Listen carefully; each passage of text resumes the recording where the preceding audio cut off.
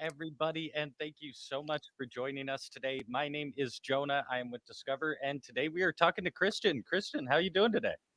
I'm good. I'm good. Really excited. I know we were kind of last minute on this, but I'm super excited to be here. And I know that this is always so much fun for people. So it's always an honor to be able to present as well. How you doing? Yeah, I'm doing very good. Thank you everyone for being patient. I'm sorry we're a couple minutes late. We did have some tech issues right before leading in, but we are here and excited to be here. Want to make sure that everyone is in the right place and knows how this event is going to go before we dive in. Like I said, we're talking to Christian today and he's got a lot to share with us. So if anything is moving fast or you have to get up away from the computer for a minute, don't fret. All of this will be available in a replay. It'll be on YouTube on the Discover page, and it'll be emailed to you along with the offer, which we'll talk about a little later. And also, if you have any questions throughout the event, feel free to pop them in the chat. Also, feel free to use the chat. Let us know where you're tuning in from, something you're excited to learn, how you heard about Christian and We Are No Code, how you heard about Discover. Just hop in there. I did want to call out, we already have Kathleen is tuning in. Haran is tuning in. Thank you all so much for joining us today. It's going to be a blast. Done a few events with Christian, and it always blows my mind, especially the no code space is just wild what is being done in there. And today we're going to talk about how Christian launches a business at business ideas in 30 days for under $100. And you're going to learn how we launch your business ideas with technical skills without any technical skills or expensive programmers. Christian, for anyone that doesn't know you, can you introduce yourself a little bit and just we'll dive in, get into it? Sure. Yeah. So I'm a repeat entrepreneur. I've been building startups for the past 12 years, have, sold businesses, have failed businesses. I then took over an accelerator program. I'll be talking a little bit more about all this as we go in the presentation, but essentially I then founded a company that came from running an accelerator program for startups that's called We Are No Code, where we train non-technical entrepreneurs. So a lot of the knowledge that I have is going to come from all those experiences together, as well as my own personal ups and downs in entrepreneurship as well. And so, the mission for me is to help the next generation, essentially. So, yeah, super stoked. Awesome. Well, should we dive in and get going? Yeah, let's do it. I think Yeah. I'm going to kick it off a little bit differently than some of the other ones. So this is a platform called Sizely. It was built in 90 days and costs less than $1,000. It's currently generating between $12,000 and $15,000 a month. So this is one example. Sizely is all about sizing online to help e-commerce sellers. So if you have an online shop, reduce the amount of returns, and that saves them a lot of money. This is another platform, which is a Brazilian mentoring platform that connects mentors and mentees. So it's a marketplace, essentially, and it's a great place so you can find the next mentor for your project. This was built in 1 week for $15.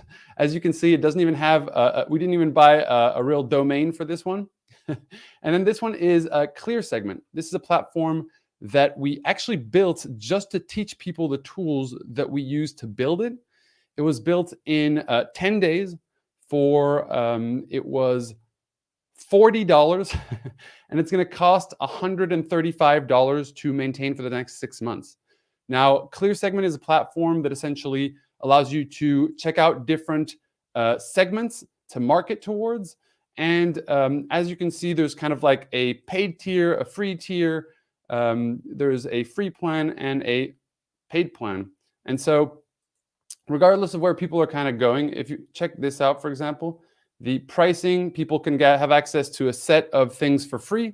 So certain data providers for free. But then if you want to get access to more, and so this is considered a SaaS platform, but this was just really to illustrate what's possible with no code. I'm not going to switch over into the main presentation where we're going to be talking about how we launch business ideas for, in less than 30 days for under $100. Now, I know that this is very hypey. Let's see. Okay, I'm going to switch it off. Maybe you can, Jonah, if you can take off the share screen. I'm going to then reshare my screen, different screen. But yeah, it's really exciting because it's such a powerful thing that that's possible today. And this was not possible just a couple years ago. So it's always just such an honor to be able to present this to people, because I know that it's saving people a huge amount of time and money. And so now I'm going to jump into the presentation where we're going to be talking a little bit more about how we launch business ideas 30 days for under $100. Love now, it. of course, this is super hypey sounding, which is why I want to clarify, but we really have the data to back it, including the platforms that I've just told you. Now, all of those platforms were built without coding. So without learning how to code, without hiring expensive developers, without finding a technical co-founder. And so our real goal through this presentation is to be a guide for non-technical entrepreneurs. A bit more about me. As I said, I founded several companies. I've raised capital for 2 of those companies. And I've sold companies too. I then was the director of a startup program in Los Angeles, where we trained over 100 startups who went on to raise more than 40, now $50 million, and got into some of the top accelerator programs that also invest in startups like Y Combinator, Techstars, 500 Startups, Mucker Labs, and I could name probably another 10. But it was essentially a program where over a period of 6 weeks, we would train founders, put them on stage at Google at the end of that here in Los Angeles, and they would pitch in front of investors and try to raise funding for their startups. So I trained people like Frank. He's the founder of BuildLane, really cool, essentially place for interior designers to essentially create custom furniture without having to interact directly with the factories, which is really good because it's a huge pain. He ended up raising $300,000 after the program, got into Mucker Lab. We also have Duro. So this is Michael. We trained him in the program as well. He raised $700,000. Actually, now more recently, he raised $4 million from Bonfire Ventures and Riot Ventures as well. And I trained Chris from Audio Cardio, a really cool app where you can essentially improve your hearing by listening to music. And he raised $500,000 post-program as well. I went through about 1,200 applications throughout that experience. And one thing that I realized was that there was just a really big problem when it came to people building startups, specifically when they were non-technical, right? Didn't know how to code. But not only.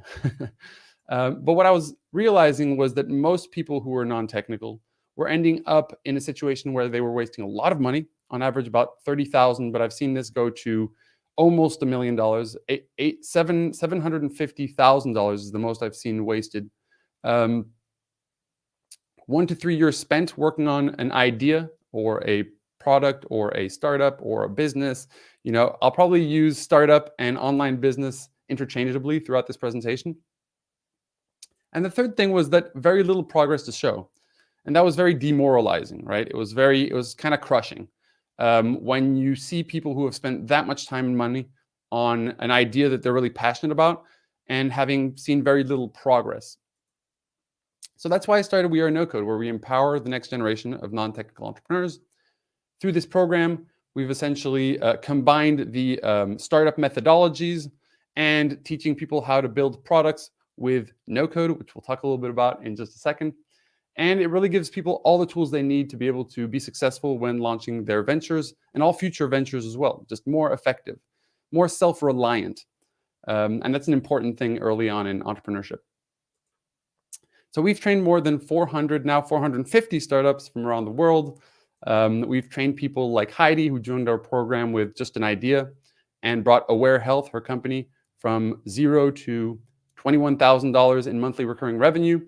She joined with 0 technical skills and was a first-time founder as well. She just had deep expertise in the field that she was in and thought that there was a problem. And, you know, she was right. So this is just kind of one example. We also have other people who have come in and, you know, David was just in university and he needed to build a product. He had gone through several startup accelerators, but was still stuck in this process of like, how do I actually build a platform? So he built Crudify and launched it in 10 days. And over the next 3 months, he got 2,000 users. He got accepted to pitch at pitch competitions. He actually won first place at one that happened in .la that was being checked out by, like the judges for that one were Anna Barber from Techstars LA, the managing director. Now she's moved on. and also the co-founder, well, one of the founders of Zillow as well. So this is another success story for us, people who come in with ideas and are able to launch in this way. And also Gavin, another type of example, should I say. He was just running a brick and mortar business doing t-shirt printing. And he was able to go from a t-shirt printing business to a software platform that helped t-shirt printing businesses in 8 weeks. And again, he did not have technical skills. He did not know how to code. And he actually didn't have experience running online businesses. He had a brick and mortar. So these are just awesome things, and they kind of continue for us. They make us continue doing the things that we do. But it all starts because every business is a software business these days. So this is Mark Andreessen. He is the founder of Netscape and one of the biggest investors in Silicon Valley. And he's completely right. It doesn't really matter these days if you're selling software or if you're selling wood. You're going to need some kind of a platform. You're going to need to build for distribution, for sales, for communication. We all need to have software as part of our business in the digital era. And so when we're non-technical, we kind of find ourselves at this weird intersect, right? Where we don't really know which path to take. Here are some of the classic paths that prior to a couple of years ago existed. So hire developers, hire cheap developers, find a technical co-founder, or learn how to code. Now, I personally went through the pains of having to do these because, of course, 12 years ago, NoCode was not a thing at all. And so I wanted to really bring you through my firsthand experience here. The first one is hiring developers. So I actually hired developers to build out an entire platform just to realize that there was a difference between what I had built and what the market needed, which is, by the way, a very common thing. And I had to then unbuild, rebuild, and obviously the cost of developers and the cost of building out apps. So for those of you who've gone out there and looked for quotes, they can get very, very expensive, anywhere from $30,000 to hundreds of thousands of dollars. So not everyone really has that kind of money to put in at the beginning, because not everyone has, a rich Uncle Job who can just front them the money or has enough savings. But even if they do, this is not necessarily the best approach, simply because there is going to be a lot of adaptation that your product has to go through. Oftentimes, developers are willing to, they're paid by the hour, so they're willing to, build anything you ask them for. And a really big reason why startups fails is because they don't have market fit. We'll talk about that a little bit later, but all these things make it both expensive and time consuming to hire developers to build out your app. Now, the second one is kind of, you get what you pay for. So oftentimes, this has happened to me. It's happened to hundreds of other founders that I've seen apply to the program, where they hire cheap developers, and this is what comes out: spaghetti code. So you work back and forth, trying to communicate. It only cost $5,000 to create this MVP, and only to find out that it is super buggy. When you ask for adaptations, there's always a next bill. And oftentimes I see people bailing from this situation, and they bring the code, they bring the source code or what's being built to their, another person, asking them for advice. And at that point, they realize this is spaghetti code. It's being built way too complicated. It's super buggy. And of course, it's going to be unusable if that's the case of the software that you've built. So even though it's cheap, it's oftentimes a waste. And so this option, frankly, it just hasn't panned out in the reality of things, right? In essence, of course, if you find someone who's amazing, that'll work out. But this is just what I've seen happen so many times over and over again. And I want really people to understand this. Looking for a co-founder. Now, I have a lot of funny jokes about this, but essentially, I always say that looking for someone who essentially has everything that you need, the skills that are required to build the platform, shares your vision and mission, is easy to work with, and you'll be excited to work with for the next 5 years, because that's the reality of startup world, is willing to sacrifice his or her high-paying job. The likelihood of that is just very, very low.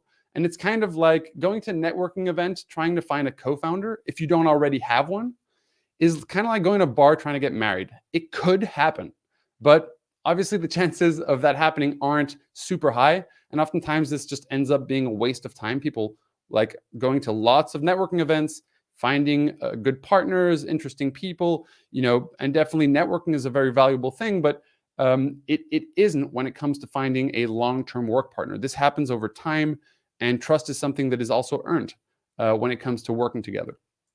So yeah, last one, learning how to code. So this was what I looked like pretty much. Super frustrated, and it took me like way too long to learn very basic things. So if you want to become a developer, or you want to build apps or websites, and you want to do that through coding, it's going to take you 3 to 6 years realistically to become very good at that. So the conclusion is that unfortunately, most technical entrepreneurs, non-technical entrepreneurs, end up just wasting lots of money. They end up working way too much time, and they end up seeing very little progress. Now, this is a slide that I took from earlier, as you've noticed. But yeah, so this is what the result of that looks like, right? People getting super down, feeling like, oh my God, what am I doing? They just want to hide under a pillow. And that's frankly the way that I felt when I failed a startup as well. I felt like I had invested 2 years of my life, lots of money into it, all my savings, and very little to show. And it was just so frustrating. So yeah, this is something that I really just want people to know. Then there's this last category of people who never really take action. The idea people who don't really want to build businesses. They're not willing to really put in the work. Or often they just don't even know where to start, so they end up just not taking action.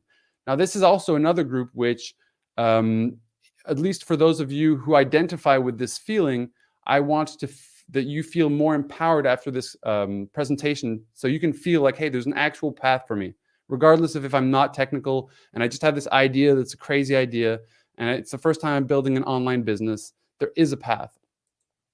So the big misconceptions up to now are pretty much that you need to be technical to build an online business, that you need to leave your full-time job to get started, that you need investors or lots of money to do so, because that is just not the case anymore.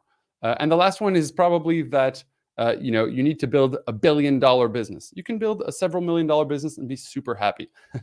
But this was indeed the case in the old world, right? This was true.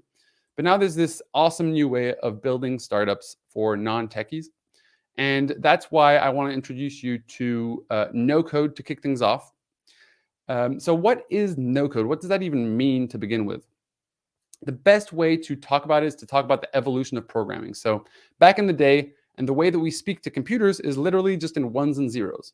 And so those ones and zeros used to be characterized as these little punches in these punch cards. And we would feed these into computers probably the size of your entire building, the entire building next door. But it was the way that we would program them. We would tell them what we wanted them to do.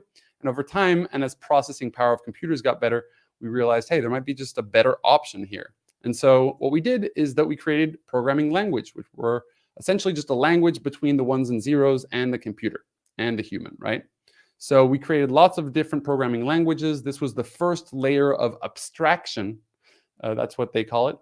And when we talk about NoCode, we're really just talking about visual development, also known as visual programming, NoCode, citizen development, essentially visual interfaces that have code in them. So visual interfaces that allow you to build software without learning how to code and without understanding coding language at all. So there's code behind everything. It's kind of like building with building blocks of code, where you don't have to look at the code and you're able to build more complex solutions with them. Other people like thinking of it like the mix between PowerPoint to create the visual aspects of it and using Excel to create the logic behind it. Now, if we look at the evolution of tools that we consider to be no-code tools, because no-code is just a recent term that's come up, we can think of things like WordPress and Drupal and even Dreamweaver and things like that way before this. But in 2010, we saw the real first completely no-code tools come out, like Shopify, Wix, Squarespace, and Weebly. Now, these allow you to do amazing things. You can build shops, you can build websites, landing pages, but you were kind of limited, and they were highly templatized. So you could only build websites, shops, pretty much. And now when we talk about no-code, it's really just a much more powerful next generation of tools that allow you to do much more complex apps, web apps, websites, really, really awesome things without coding. So it's very exciting. There are probably over 1,200 different tools. And this is why people oftentimes, when they just go on the internet and try to research no code, they just get totally lost. And it's like they start playing around with lots of tools. It's not an answer either. And yeah, there's just so many different categories of apps out there. So let's talk about the basics about no code. I don't want to get into this too much, but how does no code actually work? Like, how do these tools work? So on the design side, this is how you used to do design, right? You would write out individual lines of code and it would change the design. Now, when we talk about no code, we're talking about having a visual drag and drop way of building software. So you can literally drag and drop functionalities. You can create the visuals. You can also create workflows behind it. Yeah, it's a really powerful and much easier thing for the average human being to digest and to learn. When we talk about the logic, again, the old way that it used to be done was just writing into a console and with code. Now what we're talking about is everything's in plain English. If someone clicks on this, I want this to happen, and then I want that to happen. And that's essentially what we call workflows as well. So there are several no-code tools out there, as I mentioned, so many of them. Here are a couple examples of what they look like visually. They can look like designers, kind of like Photoshop. They can look like drag and drop tools where you can grab components. They can look like sort of this kind of interface where you can create more complex workflows, but you can also create designs, the data, all of that stuff in one. And sometimes you use several tools. Sometimes you only use one tool to build out a whole solution.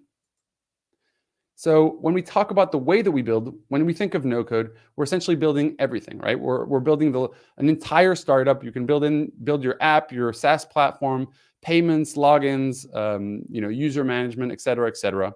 But then if you want to create even more, if you want to bring in like cutting edge technology, like artificial intelligence, for example, you can connect that back into your app. So if you have an AI model, you'll be able to connect it directly to your build and have that feature inside your no-code app.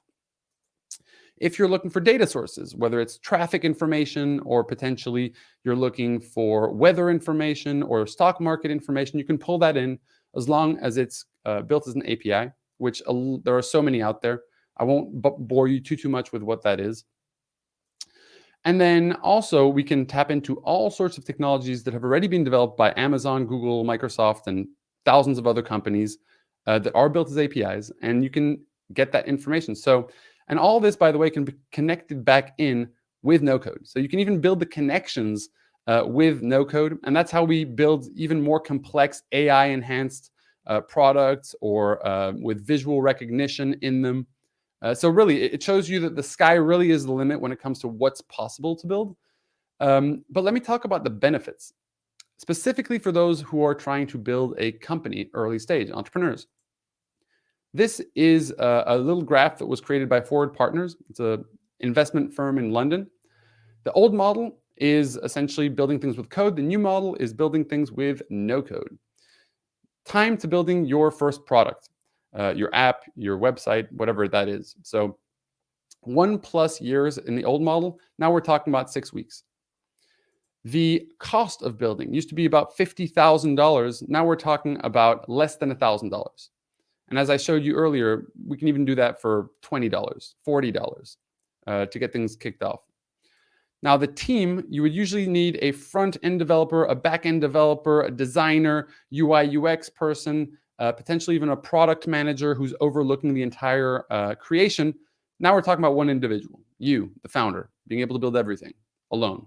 I know, it's crazy. And then the skills is kind of, before you had to be highly technical. Now you can just be non-technical. So it's really changing the way that people are building products. Small, medium businesses are building products. And it's going to completely revolutionize product development as well as entrepreneurship forever. And I know that's a little bit, it sounds a little bit extreme, but it's 100% the truth. So this is a great example. Danny, she quit her corporate job. She had no plan B. She was a bit burnt out. And she built Scribbly in 8 weeks with no-code tools, scaled it to $20,000 in monthly recurring revenue over the next 12 months. She leveraged the tools that you can see right below. And yeah, this is just a great example. And this is a content marketing service that she has, so a SaaS platform. And yeah, it really just illustrates how incredible it is, right? We're talking about someone who was never an entrepreneur and who was non-technical too. We also have Nadim. He leveraged these no-code tools to be able to scale his platform, Nuage, from $100,000 to $5 million with these no-code tools. He had no investors and no funding behind this project either. So it really just shows that the dynamics of entrepreneurship are also changing. And it's really exciting to see these kind of examples. We also have Charles Thomas. He built Comet. He ended up raising $13 million, having built it fully with a no-code tool called Bubble. And he essentially brought it from zero to $500,000 a month with no-code tools. And there are many more examples. You know, we have examples where people have literally processed over $1 billion in sales through their no-code platform. We have other examples where people got into Y Combinator with none. In fact, one of our students at We Are No Code just got into Techstars Los Angeles. So it's very exciting. What kind of things can you build? You can build all types of apps, for example, like Lyft, Uber, Tinder, WhatsApp, Instacart. Like these are all the potential opportunities that you have when it comes to building. You can build marketplaces where you have buyers and sellers and you want to potentially take a fee or charge per month for people to use it, like Airbnb, Upwork, Amazon, Indiegogo, eBay, Fiverr. You can also build other products like social media networks like YouTube, LinkedIn, Twitter, Facebook, Instagram, Pinterest, or things like Netflix, Salesforce, so CRMs, Pipedrive, which are, it's a sales tool, essentially. You can build things like Slack. We even saw someone build Zoom the other day, all with no-code tools. So it's just becoming more and more impressive. And at this point, you can pretty much build about 85% of all technology with no-code. When I say technology, I mean platform specifically. So apps, web apps, and websites that are, you know, SaaS platforms potentially as well. So oftentimes, this is the biggest question that I get. Can my piece of software specifically built with no code? The answer is most likely yes. However, there's this huge however, and this is where code or no code doesn't matter. Most people are building apps and that just are never used. 90% of all apps in the iOS stores are zombies. They haven't been used in the past 30 days. And the number one reason why startups fail is because there is no market need. So whether it's a no-coder building something that that people don't need, or someone who's building something fully in code, there is just a huge drop-off when it comes to launching products. That's because people are under the impression that they can just build it and they will come. And as Steve Blank says, he's a godfather of startups. Essentially, you know, that is not a strategy. That's a prayer. And so we really need to change the way that people are building products, because the bigger problem is not necessarily building that product. It's making sure that we have the methodology to acquire early customers, build the product in conjunction with those people or with those end customers to essentially get out of the gates. And as soon as your product is ready, we can essentially make money. So a product is not a startup. All these other things that we need to learn. We need to learn what the customer actually wants and is willing to pay for, right? The difference between what they say they want and what they're actually willing to pay for. The business model that's going to be best to capture the value for you as an entrepreneur. The pricing, you know, how we can go about marketing, how we can go about sales, how we can go about partnerships. We're going to need to build a team as well along the way. There are so many different things, but overall, the biggest mistake is people going like this. I have an idea. I'm non-technical or I'm technical. I need to build the product, and then we're going to go and sell it in the market. So this is the reason why I wanted to talk a little bit about the step-by-step process that we use to build startups as non-technical people, right? So let's kick this off. I'm going to be relatively quick here, and you're going to have access to some free stuff later on that essentially will help you do it yourself. Now, the first step is to set your hypotheses. Now, in any startup, there are high-risk hypotheses that you may or may not be aware of. So you really want to get clear about what those are. In the example of Airbnb, for example, a big hypothesis was, is Airbnb, or are people who have second homes or first homes willing to rent them out online to random people? If that was proven right, then awesome. Airbnb, and we know they did prove this right. So Airbnb was able to take off. If not, they would have had to completely change the nature of their business. So you really want to write down your high assumptions behind your startup. And we're going to go ahead and test out those assumptions to reduce the risk of your startup. Now, the biggest thing that I say is, hey, you're the only investor at this point in your startup of money, of time. So we just want to protect your investment. We just want to make sure that you're mitigating risk early on so that every moment is spent on the right things. And if you're making investments, that those are at the right time. The second thing you're going to want to do once you have those very clear is to go ahead and find out what people think they want, right? So we're going to go ahead and ask people what they want without talking about the product at all. So this will be through customer discovery interviews. There's a specific way to structure these and to collect notes so that we can kind of over time realize where the true opportunity lies. But here you're going to want to segment your customers. What does that mean? Well, you could go after everyone at first, but that's going to be a mistake because you don't have endless resources. And some customers are just going to be easier to get to sell to, or more interested because they have a stronger pain point behind the problem that you're solving. So you're really going to want to separate them into different specific user personas. That's what we call them in startup land. And then we're going to go ahead and interview a couple of people without talking about our product. And finally, we're going to check out all of that insight. We're going to put it together and try to figure out where the real opportunity lies, or where we believe it lies, which brings us to step 3. We're then going to want to leverage no-code tools to build a market test. So what does that mean? Well, there's a huge difference between what people say and what people do. I say I go to the gym 5 days a week. I probably last week went 3 times. So we really want to assimilate that difference to reduce the risk again at this stage. So when we talk about building a market test, we're trying to test whether people are willing to take an action online that's going to prove that there's demand. So if someone, for example, were to come to your website, we need to first craft a value proposition that's going to make them understand what you actually are selling. So this is even before selling or before even having anything. This smoke test is what we call it, is going to be used to check if there's actual demand behind this. Not just what people are saying, but like, is someone willing to click on a fake buy button? Well, they don't know it's fake, or that it doesn't lead directly to sales, or that you haven't built this product yet. But that's what you want to do at first. Now, the call to action could be anything, right? But the real idea is that we want to create a call to action that's going to validate buyer demand. So it might be a download button.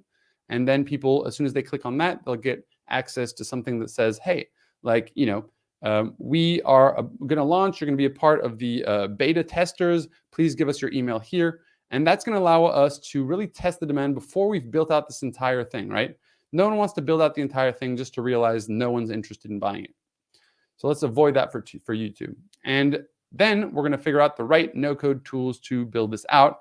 And there's a specific way about going about the way that we're going to structure this value proposition and the smoke test. But that's what we want to do so that we can test the market. After that, we're going to quickly set up tracking and analytics just so we can see how people are using it once we give them access to that smoke test. We're going to see how far down they scroll. We're going to see what they click on individual by individual. But also, we'll be able to see these kind of heat maps where you can see where people are going to, what's the button that they're clicking on the most, so we can get an idea of where the demand actually is. After that, we're going to go out there and start getting our first customers. So promote sales and marketing. We can do this online. We can do this in person. But the first thing to do here is to determine where your customers are interacting. It could be online. It could be offline. And that's where we're going to want to go ahead and target them.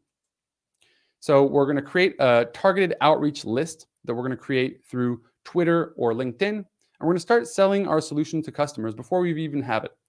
We're also going to start going to forums. We're going to start going to blogs. We're going to start talking with other individuals who seem like they are in a situation where they have this problem. So some people on Quora, for example, are asking questions around like, what should I do if this, that, the other, which might be in the context of what you're solving. And you can go and engage and add value there. And then you can create relationships and start nurturing those relationships and converting those people into interest for your product. And then, after that, you really want to figure out what the key benefits are for your customers. So you essentially are going to get a lot of feedback from what you are talking about in terms of what you can deliver. And then you're going to realize, okay, there's specific objections. There's some benefits that people are more excited about than others. Let's focus on those. And then what we're really going to want to do is adapt that messaging, because we want to go to the market with as little market friction as possible. What does that mean? Well, if we don't know the right things to communicate about, then running a marketing strategy is not going to be very useful, right? We're going to spend a lot more money to acquire customers. And that's why early on, when we talk about this early promotion, sales, and marketing, we're really more talking about in-depth conversations with customers to try to sell this, because we get insight on the market that allows us to fine-tune the messaging, that allows us to then create scalable ways to sell the product. So we want to do things that are not scalable so that we can then transform them into scalable things. This is just, the best startup methodology for you to essentially reduce the risk and increase your likelihood of success. The last one is to build your MVP, your first product that's going to deliver the value that people are willing to pay for. So here, we're going to be doing this with no-code tools. And essentially what we want to do is to determine the 3 main key features, right? The biggest mistake people make is to create kind of these Swiss Army knives that have 50,000 different features, instead of remembering that the first Swiss Army knife was literally just a knife and I think like a bottle opener. So you want to create the simplest version that delivers the maximum amount of value to the customer or solves the problem. So here we're going to want to select the best no-code tools to build that, whether it's an app, a web app, a website, etc. And then we're going to want to make sure that we are very, very clear about sort of bringing that to the customers. Now, the best way to build your MVP or your first product is not necessarily going to be to build the whole thing, as I've mentioned. And this is the best image that illustrates how to build an MVP versus how not to build an MVP. Now, MVP means minimum viable product. Again, I define this as the first one people are willing to pay for. This is the way that you could build it, right? Now, each one of these iterations of a car doesn't work. It doesn't solve the problem until you have the whole car.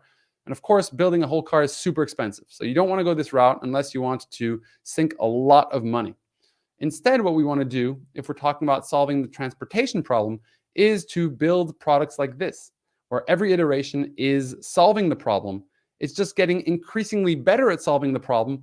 And as you can see from this example, they're charging more and more as you go along. So this is just a really smart way to go about it. So make sure you're building a skateboard, not 2 wheels. If not, you're going to really waste a lot of time and money. Now, that was pretty much the process from start to end. The last step is to fulfill and to iterate. So you're essentially going to deliver that product to your end customer and charge them for it if you haven't already, because remember, one call to action that you could do is pre-sales, which is a great strategy. Then you're going to want to start gathering feedback and improve that customer experience. And essentially every future build that you're going to do is going to be with the feedback of a specific customer segment. So you really want to get specific about who you're targeting and who you're not wasting on time and money chasing early on in your startup. So that's pretty much it. That is it from start to end. And I want to congratulate you, because if you simply just use this step-by-step process, you're going to see much more progress, and you're also going to save your time on essential tasks and also your money. Now, of course, when it comes to building startups, we kind of go down a couple paths. I quickly wanted to say that one path is a path of just figuring it out for yourself.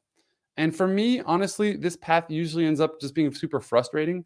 And why would you do that, frankly, when there are second-time entrepreneurs who you're competing against, when there's 50 years of building startups in Silicon Valley that's been going on that has a lot of learnings to take from it. And so that's why we really tell people, like, work with people who can get you there quicker. or accelerate your process in any way that you can, or at least learn from people who have done it before you. So that now is when I present to you a free course that we're putting on. It's an 8-week course. You can get access to it, I believe, below, if I'm not mistaken. We break down each one of these steps a little bit more in depth. And it's going to allow you to get off on the right foot if you have a business idea, a startup idea. But I can't tell you, once you start building with this process, and once you start learning and getting support around the right no-code tools, it's going to completely change your approach to entrepreneurship. And you're going to be able to spin out startups over a weekend. Like, if you have an idea, stop overthinking it. You can build out this idea and test the market at least. And don't think you have to leave your full-time job either. It's often a big mistake to leave your full-time job too early, specifically when this is a very high-risk startup for the moment. So, definitely check out this course. It's totally for free. I believe that Jonah is going to step in at some point and let us know where you can access this course. If not, I can also send a link. Now, we also have another program, which is a paid program. It's we provide coaching, and we have all sorts of other things as part of our main and paid program. So if you're interested in that, you can ask for a call on our website at wearenocode.com. But I hope that you sort of join this movement and don't become a person who's trying to figure everything out on your own. There are proven methods, and we really want to just make sure that you're not wasting your time. Because once you're not wasting your time, and once you're able to go out in full-time entrepreneurship, it's such a relieving feeling. It feels like freedom. And most people, they believe that there is much more for them out there. So I just don't want people to think, hey, I tried it once and I spent so much money and so much time, I'm just going to give up on my dreams. That's also not the solution. So with NoCode and with the proper methodology, there are just so much more effective ways of launching business ideas. And that's how you can do it within 30 days for less than $100. So thanks so much for joining me for this presentation. I'm sure Jonah has a couple of questions, or people have potentially asked some in the chat. What's up, Jonah? Yeah, thank you, Christian. I always appreciate you sharing this. I think especially it's since the first event I did with you, I've started having this eye out, just looking at new companies and everything and being like, wait, I think that's no code. Wait, I think that you start recognizing how much of our world, you say it will revolutionize the world. I think it already has significantly. I can tell you from our students' stories that it is really an impressive thing what is possible. Yeah. And it's just daunting when you're non-technical and you jump into this. Like when I did that, I was so, they say you have to be a bit crazy to be an entrepreneur, but you also have to you have to also kind of not know what you don't know a little bit, because if you do, then you would do things totally differently. And It's actually crazy to build a startup, But now with this new way, it's just like so exciting. Like I can't tell you how excited we are NoCode, because it's like, this is what, like, we see these transformations every day. Like we're talking about people who only know how to use Excel and Microsoft Word, and now are like building out and launching companies. It's like, so it's definitely going to also change for me, small, medium business completely. Like most people should be leveraging no code. We also teach a little bit of automation in our program, our paid program as well. It's just such like an exciting time to be an entrepreneur. And we were just lucky to start this before any of this was exciting to people 2 years ago. So yeah.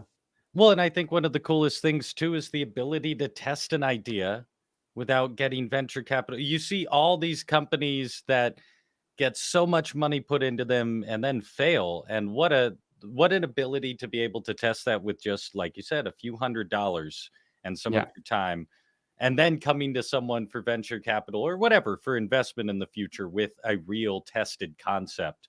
You're only going to be better off. You're not going to get screwed as much. It's like, I think and most people like there's also just so much that like the, let's say, tech scene, like the startup scene and like the whole tech scene, like just in the wording that they use. Like one of the things we are really proud of in what we do is like, we'll like simplify complex concepts, because anyone can understand these concepts. They're just always presented them like, oh yeah, the KPIs of the this, that. Like people like don't understand those words, and then it makes average people who are trying to build businesses like feel like, oh, this is not for me.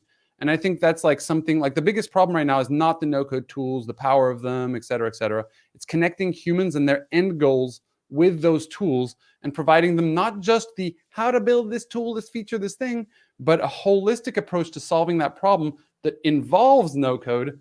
And so that's what we've been dedicated from the beginning with, right? Like right now, our program is really focused around entrepreneurship and launching businesses. But we know that there are a lot of other goals that people have that require no code. And over the next couple of years, we're excited to create more curriculum and develop more support for people looking to reach those goals. Right. And I feel like it's going to get more and more meta where we're using no code to create tools to use no code apps that create more. But it's so cool. It is. Yeah. I do want to call out quick for everyone watching. First, a couple people said that the link wasn't working for them. I just fixed it there. So the link is in the description. It's in the comments as well. You can click on that. It'll also be emailed to you along with this replay. But for anyone who maybe tried to hit the link and it didn't work there, we just created a new one there, so it should work for you. And please, anyone, ask questions. We have Christian for a little bit longer, so we can dive into any questions you have. Everyone who's been watching and listening along and commenting, really, really appreciate it. Arn was saying it seems to be really close to the lean startup methodology. To my understanding, it is, but it's but more enabling. You can build an actual fully functioning product to quite an extent. And I did want to. Let me just address that question. It absolutely is the lean methodology. Now, the biggest problem with the lean methodology is that it is not very actionable. And there's so much startup methodology out there, but there's still a huge disconnect between the founding fathers of lean methodology and really actionable things that make sense for people today. So that's also a place where I think there's so much theory out there, and that theory is very valuable. But most people also who are super smart with great ideas, they just get stuck in analysis paralysis. And then he talks about, sounds like the Pareto law, 80-20, 100%. This is the hardest thing for entrepreneurs to get past. And it actually links to the fact that they're perfectionists. We're all perfectionists. Why? Because our startup is our baby, right? So our baby represents us and how good we are in the world. We actually take it as this connects to my own self-worth because my work is a very important part of my life. So they don't manage to let go of those 20% perfectionism at the end.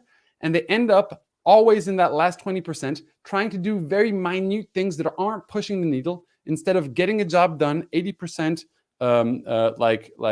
well done, but still feels a little okay, it's not perfect, but good enough, ship. And that's just because what we're doing early on is a lot of experimentation. So as soon as you start and try, I'm guilty of this. That's why I talk about it so openly, because the first time I launched a product, we launched 3 months late. And 3 months when you're hiring expensive developers is 30 grand, 40 grand, 50 grand, And so it was just endlessly adapting little thing. Oh, this isn't perfect. Oh, there's a bug on this kind of device when we do that. It's you've got to let go of a lot of that stuff and understand that you will be breaking things when you build a startup. But oftentimes, since we're so used to the corporate world, we think everything we have to do has to be 100% perfect and to the best of our ability. And with startups, it's there's a fine line between getting something done well and then getting completely lost in that overcomplication. Yeah. Well, and I'm curious, what is because in this no code space, it seems like there's this goal to build something then eventually expand and get deeper. But what's the biggest company, whether it's financial metrics or even just hires, whatever metric you use, what's the biggest fully no code company you've helped or that's gone through your program? So our success story, I can't name exactly the name right now because it's right now still under wraps. But basically raised several $100,000, but is right now closing that money. Got into Techstars, but I'm not supposed to talk about that. Okay. So and is past five, is at 5 figures in monthly recurring revenue. So like every month it's just landing in their account. But this is only because we're 2 years in, right? And because now we're seeing some of the people who maybe a year ago joined the program, like seeing massive results. And they still come back because they, in our coaching sessions, we'll talk about everything, right? It's about like, hey, like, and I'm talking about the paid program, but essentially it's, like people just need advice on like, how should I go about fundraising? Like, they don't even know that there are different types of capital you can get. The venture capital is not the only one. They don't really know the difference between like an angel investor, a super angel, a VC investor, revenue-based financing. Everyone knows a loan, right? That's pretty easy. But I think it's like the differences and what's best for you at the stage that you're at. So unfortunately, the big caveat in this whole thing is that it's not a one size fits all. Every single founder and every single idea is totally different. And that's why we didn't make our paid program a course. We made it a program that includes coaching, video support, and like networking with other founders as well. It's because there are like, you can't give the same advice to every founder. It just doesn't work. We have a core curriculum, which brings you through a lot of those steps actionably, but we understand that there's also differences in every person. And you're not going to try to get someone who has zero technical skills, for example, to jump in a very complex no-code tool, because it's going to take that person 3 to 6 months to learn properly, right? So you want also to point people towards the right tools and right choices for where they're at, right? And sometimes it's just situational. It's like, hey, I'm in this situation with a client, and sometimes the advice is like, maybe this is the kind of client you want to fire because it takes a lot of your time, and actually, like, yeah, it drives revenue, but you're actually wasting a lot of time compared to what you could do. And when you and that's because at first we go and acquire all customers, but the reality is that all customers are not made equal, and that most people should learn how to fire most of theirs if they want to create scalable businesses, because you're not solving problems as well for every customer. So you have to pick who you go after first. And then once you've dominated that niche, let's say, then you can open up to other edge cases, other segments of the market where you, let's say, solve the problem 80 or 60%, but will maybe take more convincing. Maybe it's just that they don't have the problem as often, or it's not as severe. So that's where like the first part of the methodology, choosing the right customer, or the second step, is super important as well. I love that you even use the language firing a customer. I think like, but well, really, I didn't learn that really until I had my own contracting business and stuff. And at first, you're so hungry for validation, for any like income. You take whoever, and then you start learning that you really have to, like you say, hone in on who it is that you can solve a problem for and do it right before you get those kind of results. So I appreciate, I hadn't heard that exact language, but I wish I had like 3 years ago. Yeah, another great thing is like, you need to do everything manually, and then you want to do, like, even in your product, right? Like, I have great stories of people who like only like created a front end to their product. Everyone thought that it was like everything's automated in the back end. It was that individual, like, literally like answering the email himself, or like clicking on a button saying has just been shipped themselves. There are really smart ways to backward engineer how you can deliver the value to that customer, because usually they're just looking for a very simple thing, right? I'm interested in a dashboard, at the end. So would you build out the entire platform that automatically creates the dashboard, just to realize that it's not like that the person wants the information shown, or that you're not bringing the right metrics? So a better strategy is like, hey, like, here's something. Then you essentially fulfill for the first 10, 15 customers. You create that dashboard yourself. It's actually not a dashboard. It's maybe just a JPEG that people can't interact with, that shows all the metrics that you did manually in a backend that they log into. And you just click a button that says has been delivered. They get an email.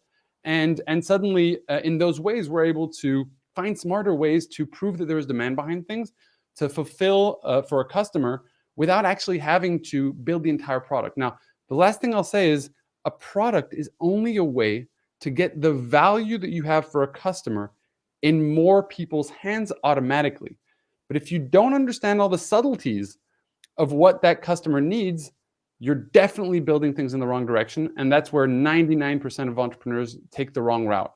So, hey, and most people, they won't they won't join the course. They won't ask for help. They'll just go out there and figure it out like it's been happening for the last 50 years, and they'll just find themselves in the same position as all the people I saw applying for the accelerator I used to run. So I also feel like you can't really save everyone, but the awesome thing about NoCode is that, hey, now we're talking about people who are like have no formal education, beyond high school even, who didn't go to Stanford. Like now that really it's evening the playing field for people to, and we're seeing companies as well. Like even if we just talk about the future of work, like we talk about the future of work, like look at Google, Apple, Microsoft, all hiring on skill-based, right? They don't care if you went to school. If you know how to code or if you know how to do data analytics, like you're in.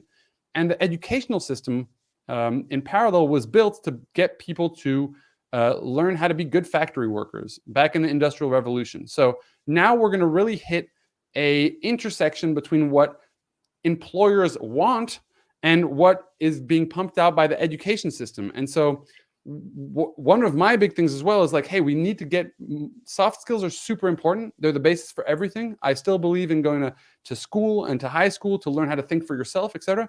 But then we just need to get harder on the hard skills that people need, because I feel like people go through 4 years of university these days and they come out with like, a rough understanding of concepts instead of having some hard skills they can apply and succeed in the workplace with. So a lot of shifting, and it's an exciting time. Yeah. I did want to answer Yuli or Ueli dropped a question in here, and before we wrap up today, I just wanted to make sure we got to it. But is there a line where, example, number of users can be handled with no-code solutions or scale them like coded solutions? Great question. Yeah. It's about scalability, essentially, right? Yeah. So depending on the no-code tool, it's going to really change. This was a real problem about 5 years ago, where like no-code tools were really just to create like a basic first product, and like that was about it. You couldn't really scale it. But now we're seeing like some of these solutions scale to hundreds of thousands of people, and so that's less and less of a problem. Now, with scaling, it's kind of interesting because regardless of whether it's built with code or no code, like you're going to need to rebuild entire parts. You're going to need to build the entire backend, and whether it's with code or with no code. So it's like, that's frankly, for early stage entrepreneurs, it's not a really big problem. It's more of like an illusion of a problem. Like, oh no, I'm going to have to like eventually like this product will evolve. It's like, yeah, every product has to evolve. So I would say that it's more of like a fake problem. It used to be a really big concern. And now all these platforms, they're like, no, we want you to be able to scale to like millions. Like their goal now is like to get people who are building things that scale to millions, because and we have platforms like Bubble where like there's hundreds and hundreds of thousands of monthly active users behind some of their solutions, and it's super robust, so I think that's the other thing that we found is really helpful for people that we've trained, is just helping them understand which tools to use and when and why and how. So it's there's a lot of different things to answer there, but I'd say with scalability, it's not really a problem. And then there are also solutions, and with no code. So this actually leads into the oted thing, which is like coded solutions. When we talk about no code, it's really just zero code, and then here is code, and everything in between is low code. So you can connect code with no code. You can add custom code to your no code and keep building out even more complex things. So that's the exciting thing here, is that we're not talking like we're bullish on no code simply because we focus on non-technical entrepreneurs. But yeah, there's a lot of different ways to go about this. Yeah. One more question coming in, if you're up for it. Yeah. So Mark is saying accelerators like YC would advise that you know how to build a product if you would want to have people invest in you, since that builds your credibility. Isn't it necessary to actually know how to build? Yeah, I mean, that's what you're doing with no code. There's code behind everything you're building. So when you learn no code, so that's a two-sided question. You have people like Jason Calacanis. I can like go so deep into this if you want, but there's people like Jason Calacanis, a notorious Silicon Valley investor, who says like, hey, I invest in people. The ability for someone who's non-technical to go out there, learn tools, build the platform, get customers, and then come back to me and ask for investment, like, yes, take my money. And other people who are like, who think like the other side of that same coin, saying like, if you don't have a technical co-founder, we're not going to accept you in. I know that YC, there are rumors of that happening. And, for me, having a technical co-founder is great, right? If you have one. If you don't have one, start alone. And actually, Heidi that I presented earlier, who is at 24K in MRR, she built the entire solution with NoCode, scaled it to 24K MRR, and now she found the right co-founder who is over time, right? Took her about 6 months to meet, to work with that person for a long time, to realize it was the right person, and to offer that person equity in the company and a small salary. And now she has a co-founder, and now she's rebuilding parts of the platform. And so don't think that what you do at the beginning is necessarily what it's going to be at the end. All of this is evolving. And I think that, there are also like, let's also talk about the fact that there's just a new way of building startups, and the entire ecosystem of startups, whether it be accelerators, investors, is going to shift. And with no-code solutions becoming more and more powerful, and by the way, there's a YC company called Plateau that got in and raised, I think, a subsequent like $8 million with no-code. So they had built their platform on no-code. Yeah. So specifically to YC, that example, Yeah.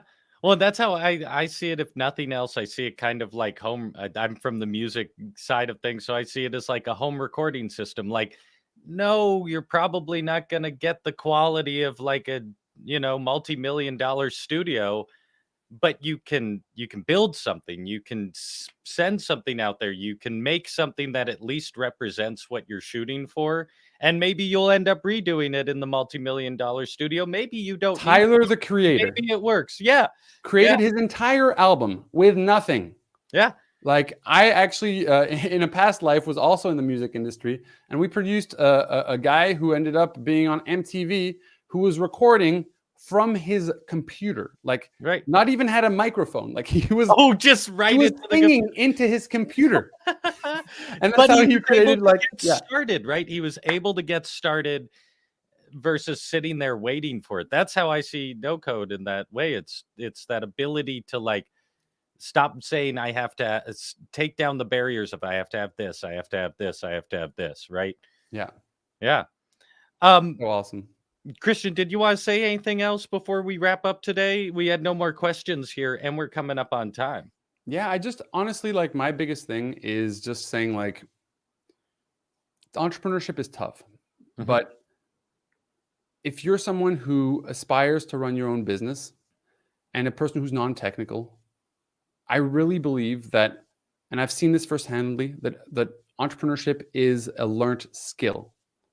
Now, there are personalities that are well adapted to better adapted than others, but I've seen all types of profiles learn this skill and be able to launch their companies successfully. So I really just want to say, like, it is possible. Look, we've done it. We've trained other people to do it. If you want to do it, go for it. Get started. Stop with the excuses. Just get something really basic going. If you don't want to join a paid program like ours, get the free program that we have. Go and find ways, find people who have already built their own startups and ask for help. You'd be surprised. Like, we're so empathetic as entrepreneurs because we've gone through hell and back, and also the best of the best, being at the top, cracking open the bottle of champagne. And there's a really there's just such a great opportunity right now that people should take advantage of. And in 10 years, it won't be the same opportunity because everyone's going to be building this way. Right. Because everyone will be doing it this way. Why? Because they're going to build every tool to build software this way. Why? Because it's accessible to not just 0.3% of the population. So less than 1% of the population knows how to code currently. So every experience you've ever had online was built probably by 0.3% of the population, a third of 1%, which means that it's very limiting in terms of the kind of things that can be built. Now that we're talking about opening this up to 20% of the world, right, who have a connection, an internet connection, and a computer, like, we're talking about like a massive opportunity. and a time when it is right now the perfect time. Why? COVID happening has changed the way that everyone does everything. So the number of new opportunities that have come up over the past 2 years are insane. And when you build this way as well, you can be wrong 5 times. If it only takes you, 2 months to build something and launch it, you only need to be right once in this world, like to change things for yourself. So I would just say, go out there and do it. And it's fun. You're going to learn so much. It's not the same skills that you need when you're in the corporate world, but you can learn these skills and you can become a self-reliant entrepreneur and you can build that company that you've been dreaming of. So I'm also a huge motivator in terms of like, let's go, like, let's do this, no more excuses. I've given myself too many excuses in my life, and I don't want other people to have to do the same. And to hide behind fear is not something that you'll be proud of, at the end of your life. So let's go. Boom.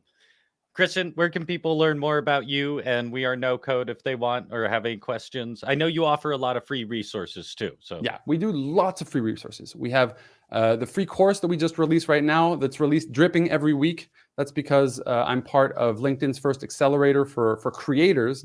So I created this course as part of that. So it's still dripping, but essentially that's the one that you have a link to. We have linked to a free no-code toolkit, which has $1,500 worth of credits in it as well for platforms. We have a YouTube channel where me and my chief non-technical officer, we release videos to help non-technical entrepreneurs get things off the ground, and covers everything. So we release at least once or twice a week on that channel as well for free.